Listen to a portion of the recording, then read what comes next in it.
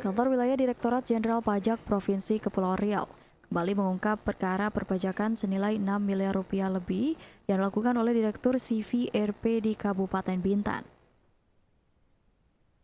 Kepala Kanwil DJP Kepri Cucu Supriyatna menyampaikan, tersangka dalam perkara tindak pidana perpajakan ini berinisial TL, yang merupakan pemilik CVRP yang bergerak dalam bidang sewa angkutan dan alat berat.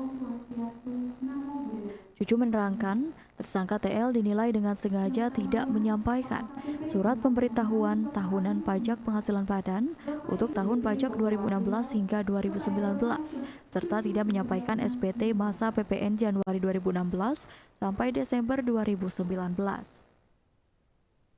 Selanjutnya, TL juga tidak melakukan pencatatan dan tidak menyelenggarakan pembukuan atas kegiatan dan hasil usaha yang dilakukan selama tahun 2016 sampai 2019. Dalam perkara ini, Cucu menyatakan bahwa tersangka menimbulkan kerugian pada pendapatan negara senilai 6 miliar rupiah lebih.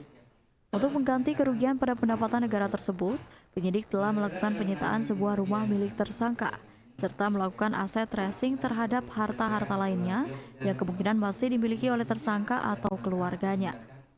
Sebagaimana tadi saya sampaikan bahwa yang bersangkutan selama 4 tahun tidak menyampaikan SPT tahunan. Ya, kemudian juga tidak menyampaikan SPT masa PPN selama 4 tahun. Dan juga tidak melaporkan omsetnya dengan benar. Sehingga itu setelah disidik oleh teman-teman ternyata ada unsur tindak pidana yang tidak dilaporkan oleh yang bersangkutan. Sehingga diduga buktinya kuat dan hari ini ditetapkan sebagai tersangka akibat ketidakpatuhannya tersebut. Alasannya tidak menyatakan kenapa ya? Kalau beliau alasannya karena ketidaktahuan, karena tidak pemahaman dengan peraturan perpajakan. Tapi kan beliau sudah lama banget, masa bahkan paham kan gitu. Dan dari kantor pajak pun telah melakukan himbauan, telah melakukan sosialisasi bagaimana harusnya seorang wajib pajak, tapi tidak dilakukan juga. Dan sudah diperingati tapi juga tidak dilaksanakan juga, dan dia pungut tapi tidak setor juga. Itu adalah satu tindak pidana perpajakan. Tersangka TL diduga melanggar pasal 39 ayat 1 dan pasal 39 ayat 1 Undang-Undang Nomor 6 Tahun 1983 tentang ketentuan umum dan tata cara perpajakan sebagaimana telah diubah terakhir dengan Undang-Undang Nomor 7 Tahun 2021 tentang harmonisasi peraturan perpajakan dengan ancaman maksimal 6 tahun penjara.